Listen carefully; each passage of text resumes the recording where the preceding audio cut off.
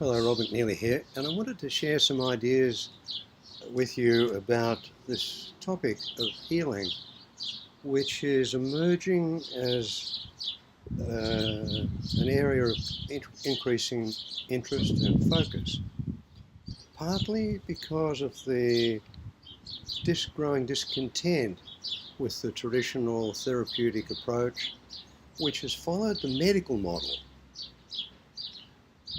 Where in the medical model, the process is that we find out what's happening with someone, make a diagnosis, and then the treatment is started. And by and large, the treatment is about treating a condition or a problem that has a logical and rational component and mood and way of following up with this. So what is healing? It's definitely not treatment. That's the subject of the medical approach. It's not fixing. It's not curing. And it's interesting to me to look at the word healing and discover that it shares the same linguistic root as the word whole.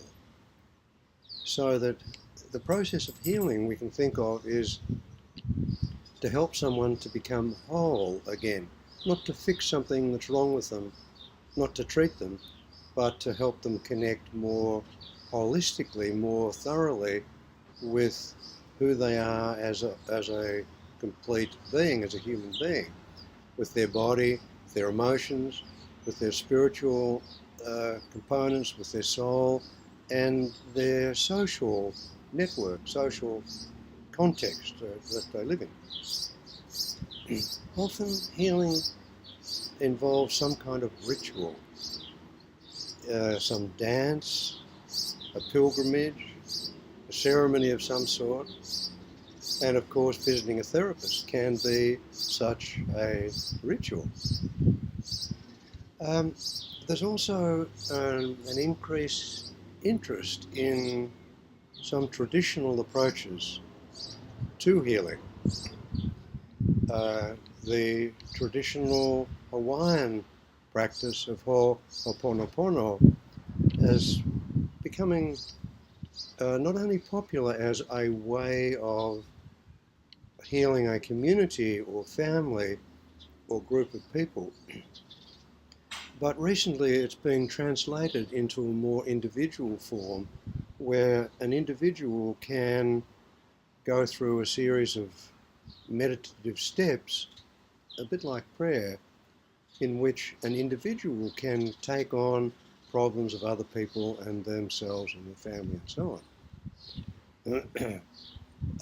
In Bali, people have been interested for some time in the dancing that happens in the temples there. There's a beautiful scene in the movie Power of One where the little boy in this film has a bedwetting problem that is put down to the fact that his father was killed. It's set in Africa. His father was killed by a bull elephant. And in this delightful scene, the shaman arrives on a motorbike, puts on his ritual gear, and starts a dance. And the little boy somehow is involved in this ritual, and there's a beautiful interaction that he has in his imagination with this huge bull elephant that comes towards him, stops, puts out his trunk, and the boy and the trunk, the elephant, touch, and there is a healing that follows from that. I've noticed that there is a trend emerging in different parts of the world. In the UK, there is a movement which is calling for treating people, not diagnoses, not putting labels on people with so-called psychiatric problems, but rather treating them as people. And in Norway, there's an agency where a very brave woman decided that she was going to abandon diagnostic labels altogether, and she had to put up with uh, running the gauntlet of the upset that this caused with the threat of withdrawal of funding and so on. Anyhow, she persisted. In Western Lapland, in the north of Finland, there is a process that they're using there called open dialogue, which to me has a lot in common with the more traditional approach of the Hawaiian Ho'oponopono.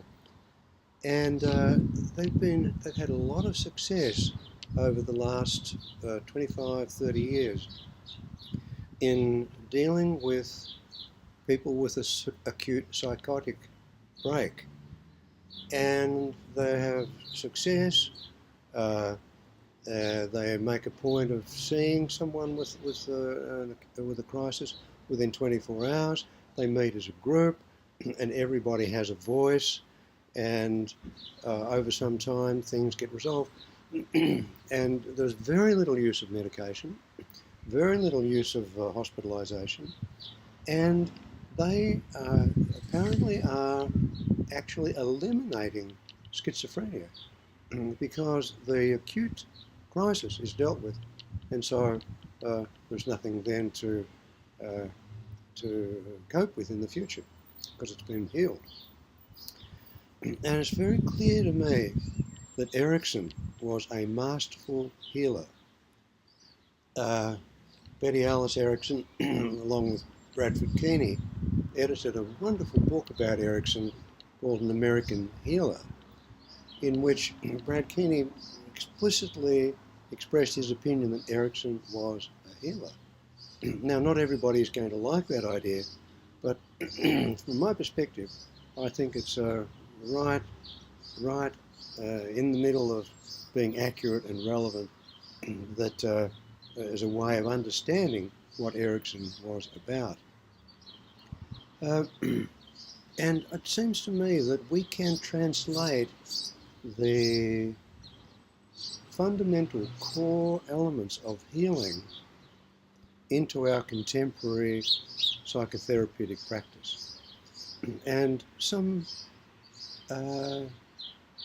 aspects of this that we can explore and focus our learning on include listening. How can we listen to another person so that they have the experience of being listened to, of being accepted, of being legitimized?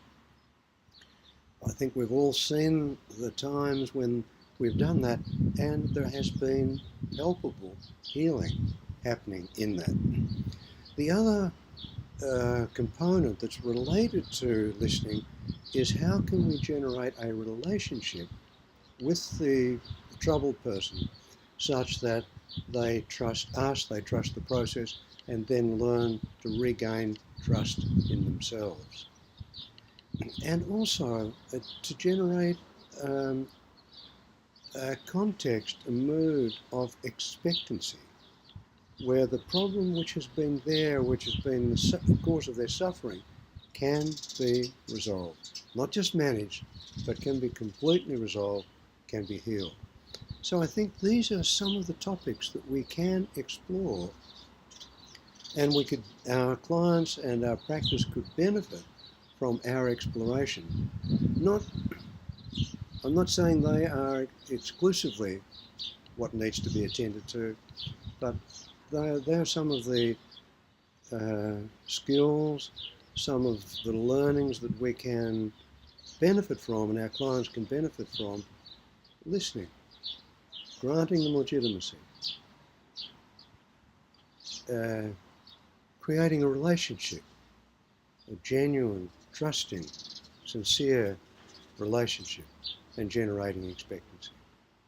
So there's some thoughts that I've had about this that I wanted to share with you, and it would be a pleasure to have an opportunity for us to explore some of the workings of this, some of the practical ways of learning this, of exploring this and using this in our practice.